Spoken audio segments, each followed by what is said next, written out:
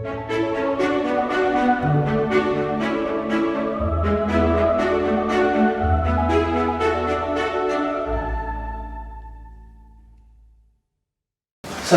warahmatullahi wabarakatuh.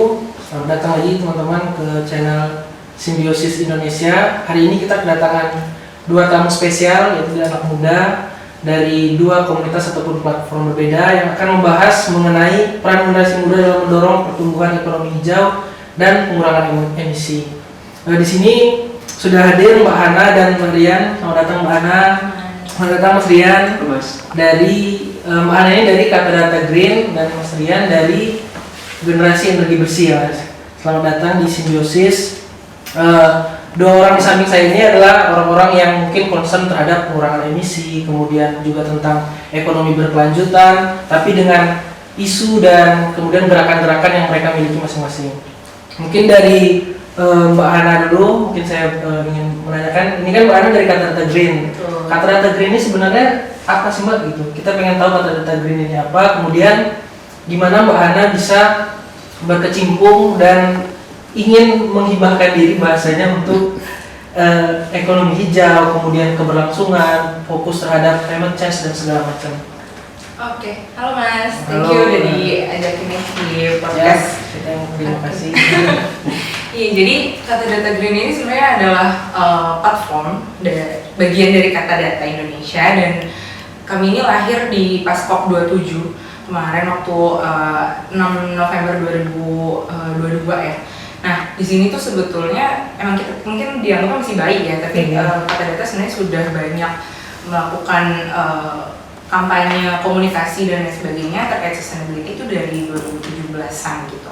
Nah, di sini Kata Data tuh fokus membahas isu-isu sebenarnya utamanya ada 3. Pertama itu kami media. Jadi kami melakukan pemberitaan, melakukan publikasi seperti artikel, infografis dan lain-lain. Terus kami juga fokus ke data ya dan analisis, dan satu lagi itu berbasis komunitas ataupun activity. Nah, jadi 3 ini karena kami pikir 3 ini harus holistik gitu kan, saling terkait, dan tujuan kita kan untuk meningkatkan awareness dan mainstreaming isu sustainability itu sendiri gitu. Nah, Kata Data sendiri punya fokus tuh isunya itu sesuai sama target NDC, yaitu hutan dan lahan. Terus ada pembiayaan berkelanjutan juga, terus ada industri, ada energi, dan kurang lebih seperti itu. Gitu sih Mas. Kompleks itu berarti ya Mbak. Tapi berarti Mbak Hananya sendiri berkecimpung di Kata Data Green semenjak 2022 itu udah tergabung di sana. Sebelumnya memang punya ketertarikan di sana atau karena memang nggak sengaja gitu akhirnya udah kita ikut di soal climate change dan hijau-hijauan gitu. Kalau misalnya aku sendiri sih emang di Kata Data udah dari sebelum Kata Data Green terbentuk emang udah terlibat nih dalam isu-isu sustainability. Terus ya udahlah akhirnya makin banyak ketemu expert, terus masyarakat di tingkat tapak dan lain sebagainya. Akhirnya jadi ketertarikan itu tumbuh. Dan kayak ternyata emang urgent ya untuk melakukan aksi iklim ini gitu, dan apa sih yang bisa kita lakuin ya dengan Kata Data Green gitu.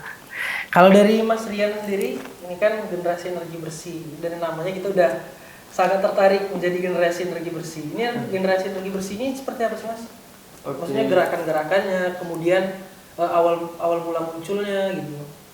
Kalau dari generasi energi bersih, kita tuh baru juga sih Mbak, kita newborn gitu.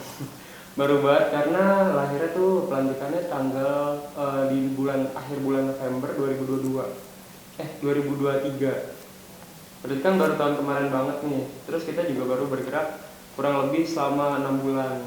Tapi udah banyak juga ternyata semangat anak-anak muda itu yang mendukung dan mau ikut terlibat dalam pergerakan lingkungan.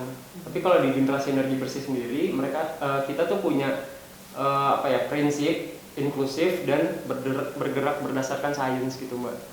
Jadi kalau Kata Data kan nyediain datanya, kita nih bergerak berdasarkan data yang dari Kata Data itu Mbak. Nyambung ya. Berkelanjutan. Jadi nggak pergerakan yang kurang mendasar atau nggak ada pola pikirnya gitu. Terus kita juga sekarang sih pengurusnya baru ada di sekitar 9 kota di Indonesia.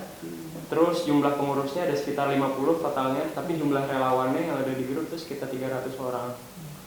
Jadi siapa aja boleh ikut, nggak terbatas umur, nggak terbatas usia, gender dan pekerjaan gitu. Kalau di organisasi lain kan minimal umurnya berapa, harus mahasiswa, terus harus dari pekerja-pekerja industri tertentu. Kalau di Genbi ini nggak ada batasan itu sih. Jadi siapa aja yang punya semangatnya bisa join ke generasi energi bersih.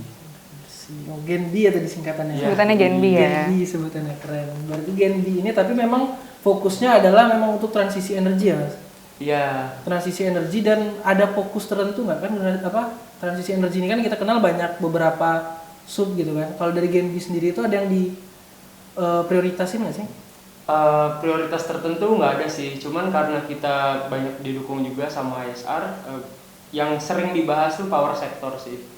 Tapi kalau dilihat dari anak mudanya nih, yang paling gampang dilakukan aksi-aksinya tuh terkait dengan waste management gitu. Jadi kalau di power sector mungkin kan power plant, terus perubahan dari energi kotor ke energi bersihnya itu kelihatan, iya kelihatan banget, tapi sulit dijangkau gitu di titik-titik tertentu doang. Tapi kalau waste, satu Indonesia nih kena dampaknya kan, dan aksinya tuh udah banyak di mana-mana. Jadi anak muda lebih gampang kepincut lewat waste manajemennya fokusnya. Jadi memang hari ini Simbiosis tidak salah undang. Kita mengundang benar-benar dua teman-teman, dua sosok anak muda yang fokus terhadap isu-isu keberlanjutan dan climate change ini. Yang ingin saya tanyakan lagi tentang sebenarnya platform ini kan platform ya Mbak, kita sebutnya Kata-Data Green ini platform juga, Genbi ini platform juga ya? Iya. Bisa, atau komunitas nih Mas, Genbi ini? Komunitas ya, lebih tepatnya komunitas. Iya. Nah, jadi kemarin juga Genbi baru udah ngadain acara apa itu Iya. Pawai. Indonesia Itu bisa ceritain bebas sedikit emisi. nggak sih Mbak? Mas? Boleh. Gimana itu? Pawai itu maksudnya tujuannya apa? Kemudian kemarin targetannya seperti apa? Gitu-gitu. Karena kan kemarin sebelumnya saya sempat lihat di Instagramnya si Genbi ini mengadakan pawai. Join nggak Mas? Belum, saya belum. Nanti nextnya harus join. Gitu. Oke, next saya join ya, tahun depan kali ya. Boleh diceritain sedikit Mas tentang kegiatan kemarin? Boleh, jadi tuh kemarin bersamaan dengan hari lahirnya Pancasila, kan hari lahirnya tuh tanggal 1 Juni. Kita ngadain namanya Pawai Indonesia Bebas Emisi 2050. Itu pawai yang bisa diikuti sama semua kalangan, tadi kan kita inklusif, dan dari segala lapisan masyarakat tuh boleh join. Kita menyuarakan aksi-aksi dan kebijakan-kebijakan penurunan emisi yang lebih progresif gitu. Sebenarnya pemerintah Indonesia nih udah punya langkah-langkahnya, step-stepnya, tapi belum kelihatan progresif gitu. Bahkan kalau diamati lebih dalam kayaknya target-target bauran energinya belum tentu tercapai tiap tahunnya. Nah kita yang ngerimain itu sih, pengen masyarakat yang lain juga lebih aware terhadap isu tersebut gitu. Ternyata dapat dukungan juga, terus kita alhamdulillah bisa masuk ke kantor Kementerian Energi dan Sumber Daya Mineral. Oh itu satu hari yang sama ya kemarin? Iya, satu hari yang sama. Jadi pawai dari terowongan Kendal, terus ke HI, terus ke kantor SDM, terus balik lagi ke terowongan Kendal. Itu sih. Nah ini kan tadi sudah sempat disinggung tentang bagaimana pengennya teman-teman generasi energi bersih ini net zero emission lah Mas, targetan kita di 2050 ya? 2060 ya? 2060 atau lebih cepat. Iya benar banget. Nah itu kalau dari teman-teman Kata Data gimana memandangnya tentang krisis iklim dan segala macam? Karena kita jujur aja kalau misalnya pengen search tentang hijau-hijauan, pokoknya data-data tentang energi, kemudian juga tentang misalnya krisis iklim dan segala macam, Kata Data tuh kayaknya yang paling benar-benar menyediakan data gitu buat kita sebagai orang yang pengen mencari informasi mengenai tadi misalnya bauran energi, kemudian targetan NDC dan segala macam, itu kan Kata Data sangat kompleks.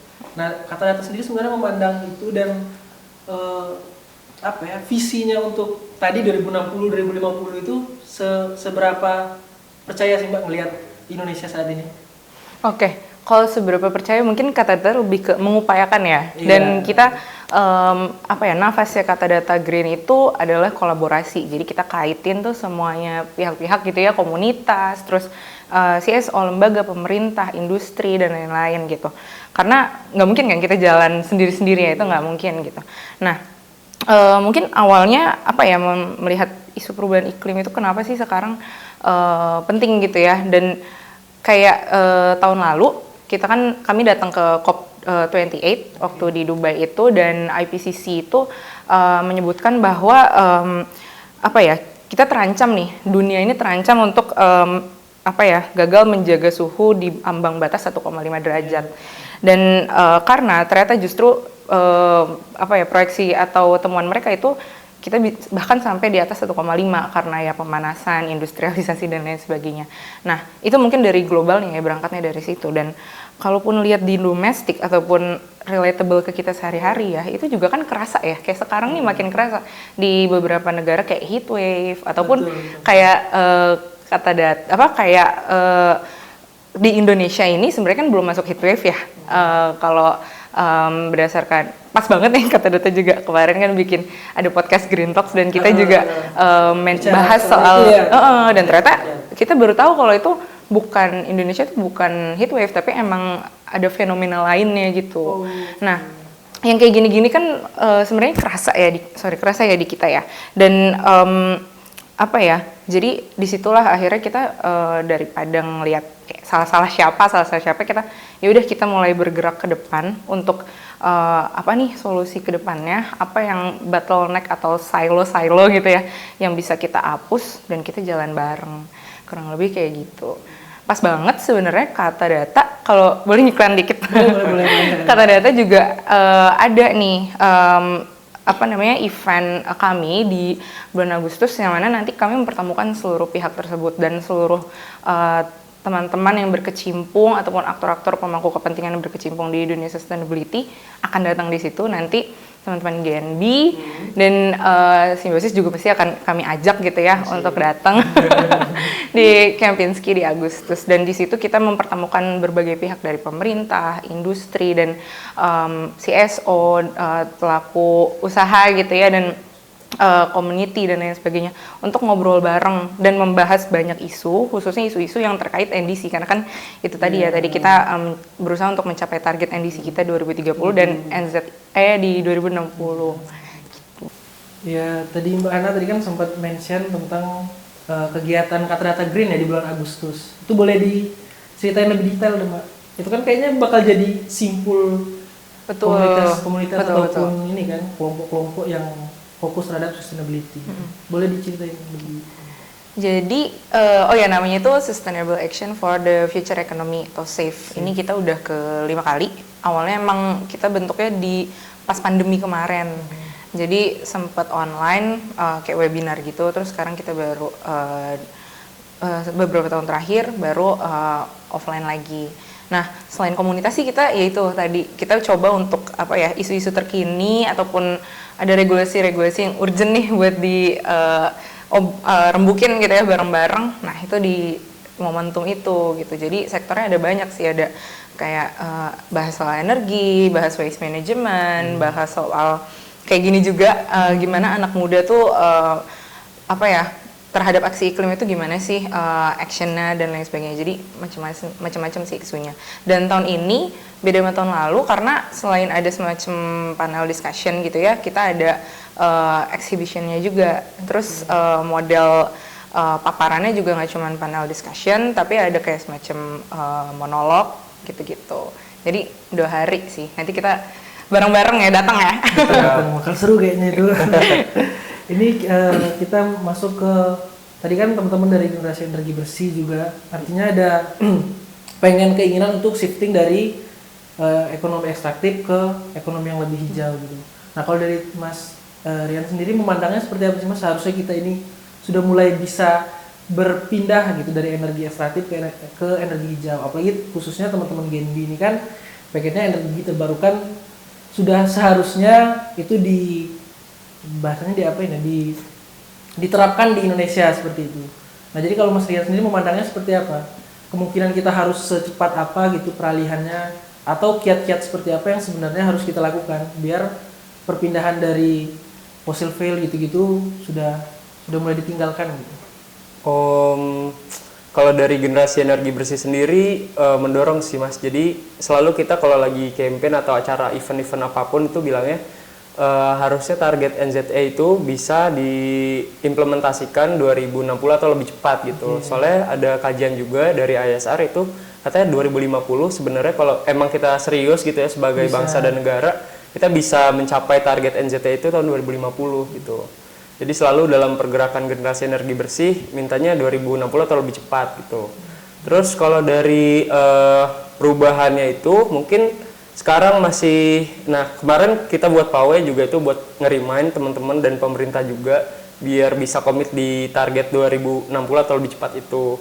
Tapi karena kita sekarang kan masih apa ya terbelenggu sama energi kotor gitu. Betul.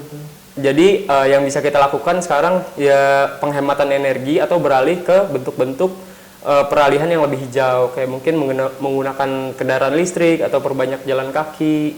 Terus juga apalagi yang bisa dilakukan tuh? Ada juga penghematan emisi dari pilihan jenis makanan, Mas. Oh iya. Iya, itu Dan teman-teman menarik juga ya. cukup fokus terhadap itu juga ya, Mas. iya. Gitu. Jadi kalau di generasi energi bersih kita juga suka pakai kalkulator jejak karbon namanya. Iya. Ada namanya website, kita bisa ngitung dari situ emisi kita tuh berapa per harinya. Jadi kelihatannya tuh dari satu transportasi, terus ada juga dari pilihan makanan, ada juga seberapa sering kita naik pesawat terbang gitu. Biasanya orang-orang tuh apa ya, nilainya jelek ketika sering banget pakai pesawat terbang. Soalnya sekali naik pesawat terbang itu sama dengan berpuluh-puluh kilo naik kendaraan yang lain gitu kan. Itu sih. Jadi selain kita harus mengingatin pemerintah terus, tapi ada juga hal yang bisa kita lakukan sebagai pribadi dan individu. Jadi tidak hanya mengkritik atau meminta pemerintah mengeluarkan kebijakan, tapi kita juga harus melakukan action gitu ya.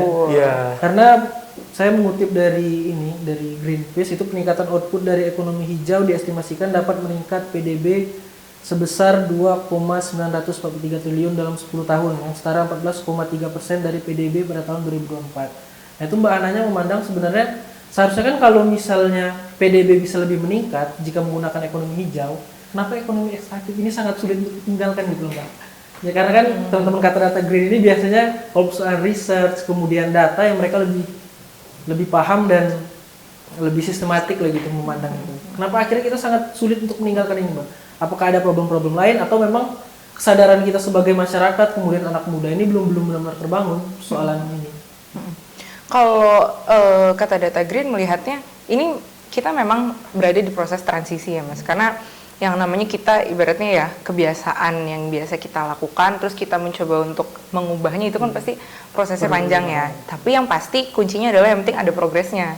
Yang penting semua pihak itu bergerak ke arah sana gitu kan, kayak upaya untuk pensiun dini batubara ataupun pendanaan JETP misalnya ataupun blended finance dan lain sebagainya, ini kan udah diupayakan semua ya sama kita. Dan betul sih nggak cuma dari pemerintah, kayak kebutuhan apa ya untuk saat ini sebetulnya kalau saya ngelihatnya dari sudut pandang pendanaan juga ya, karena kan ada gap yang besar juga tuh dari pendanaan iklim gitu, kebutuhan pendanaan iklim kita besar kan, itu tadi ya kita berusaha untuk lepas dari kebiasaan lama ke kebiasaan baru butuh biaya dong gitu. Betul. Nah ternyata ada gapnya nih dari pendanaan yang bisa pemerintah apa ya berikan gitu ya ke kebutuhan yang sebenarnya harus kita penuhi pendanaannya.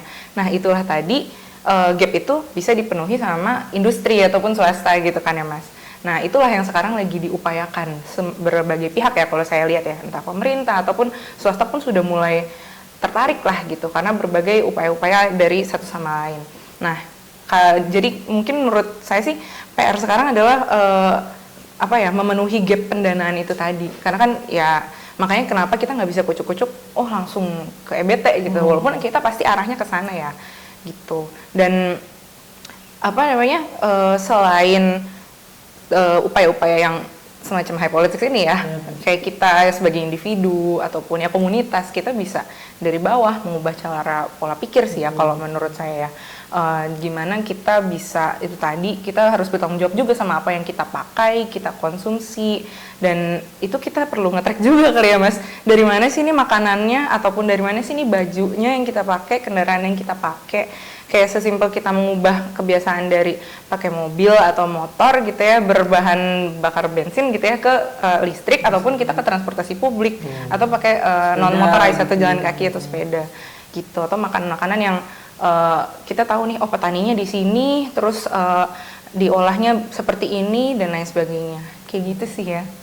Nah kalau teman-teman Genbi ini kan melihat seharusnya Genbi fokusnya terhadap energi terbarukan ya Mas? Iya. Nah berarti kalau ngelihatnya di Indonesia sendiri, itu seberapa ya, kebutuhan untuk energi terbarukan dan keinginan multisektor ini tadi terhadap energi terbarukan itu tinggi nggak sih Mas?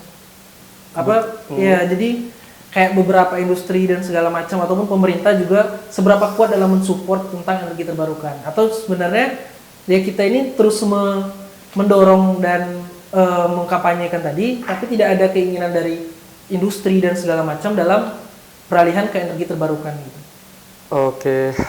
Sejauh ini teman-teman Genbi ngelihatnya gimana? Cukup banyak sih yang yang harus dilihat dalam minat dan ketersediaan energi terbarukan di Indonesia gitu kali ya. Kalau di Genbi kan kita geraknya di bentuk implementasinya tuh Mas. Kemarin kita sih baru ningkatin awareness ke banyaknya acara-acara mahasiswa. Jadi kita masuk ke seminar-seminar itu memperkenalkan komponen PLTS atap dan gimana cara kerjanya gitu. Jadi kemarin ada acara di Trisakti, tapi acaranya itu di Perpustakaan Nasional. Kemarin mahasiswanya umum, terus kita bawa PLTS atap, tapi yang bisa mobile gitu. Terus ada juga gimana cara nyimpen energi dari PLTS atap tuh ke baterainya, yang sebut aki sih kemarin pakainya. Terus pengen dicoba juga nanti ada inverternya, jadi kita bisa langsung colokin ngecas HP, atau kita nyalain proyektor, atau kita nyalain yang lain tuh pakai PLTS atap. Cuman kalau dari pemerintahnya sendiri kemarin sih ada ada kebijakan yang menghilangkan potensi net metering gitu Mas. Net metering itu jadi ekspor impor dari PLTS atap gitu. Sebelumnya kebijakan pemerintah tuh ada yang memperbolehkan, jadi kalau ada kelebihan listrik yang diproduksi dari PLTS atap bisa diekspor lagi, dibalikin ke PLN, terus nanti harga listrik bulanannya itu dipotong dari jumlah penghematan yang dilakukan di bulan sebelumnya. Tapi di kebijakan yang baru nih dihapuskan yang kayak gitu Mas. Oh jadi udah nggak ada lagi kebijakan Iya, seperti itu. Jadi itu dilihat mengurangi value added dari PLTS atap gitu kan. Tadinya kita masang buat penghematan nih, cuman pas sekarang dihapusin ya nggak ada lagi penghematannya gitu. Iya, jadi ini juga dinilai mengurangi minat masyarakat untuk bisa pasang kan gitu. Harusnya itu kebijakannya harus kan dipertinggi gitu. Misalkan tadi dibelinya dari kelebihan daya itu 500 per kWh gitu misalkan sama PLN, harusnya dijadiin 1000 atau 2000, 3000 gitu kan. Jadi orang berbondong-bondong nanti yang pasang minatnya kan. lebih tinggi ya. Iya, kalau dihitungnya dihilangin jadi yang udah pasang males nih rugi dong pasang. Betul. Gitu. Jadinya kita itu sih yang dilakukan kemarin. Jadi berarti Genbi ini juga udah banyak kolaborasi sama kampus-kampus gitu-gitu ya Mas. Nah kalau ngelihat yang gitu Mbak, kita kan sebenarnya memang fokusnya pengen karena nanti 2060, 2050 sebenarnya menghadap itu kan usia-usia produktif ya. Nah kalau dari Mbak Ana ataupun Mas Rian sendiri memandang anak-anak muda ini sejauh ini sebenarnya udah mulai awareness tentang sustainability ini udah mulai ada belum sih? Karena kalau jujur aja di lingkungan saya itu tidak benar-benar sepeduli itu tentang sustainability. Jadi kalau mana nih? Lingkungan rumah, kayak saya kan asalnya dari Sumatera, itu benar-benar tidak ada pembicaraan tentang sustainability dan segala macam. Nah jadi kan kayak mulai udah ada Genbi, terus juga beberapa komunitas lain kan kita kenal juga. Nah itu kan sudah mulai mengaktifkan kembali keinginan ataupun daya ingin anak-anak muda untuk ikut terjun terhadap sustainability dan segala macam. Nah Mbak Ana yang juga sering terjun langsung kayaknya ke pelosok-pelosok daerah, memandang sebenarnya khususnya anak muda ini nggak sih Mbak, peka nggak sih terhadap energi terbarukan, kemudian ekonomi hijau, kegiatan-kegiatan sustainability gitu-gitu Mbak, peka nggak sih anak mudanya? Genbi ngeliatnya anak muda tuh punya potensi, terus juga emang udah aktif sih nyari tahu gimananya, tapi kayak masih butuh guidelines dan bimbingan gitu teknisnya. Banyaknya kalau di Genbi yang udah bener-bener aktif dan serius itu dari anak-anak teknik mesin, teknik elektro. Kalau yang dari sosialnya banyak juga, cuman masih menurutku masih belum sekuat itulah pergerakannya di titik energi terbarukan. Kita bantu warga masyarakat di daerah Cirebon ada namanya Kesunayan Selatan. Dia tuh punya hutan mangrove sekitar 8 hektar gitu. Oke. Tapi tidak terkelola dengan baik gitu. Takutnya kalau dibiarin aja pasti akan habis. Soalnya pengalamannya kayak gitu di Cirebon. Kalau nggak ada yang bantu, hutannya habis lama-lama tertimbun sama sampah.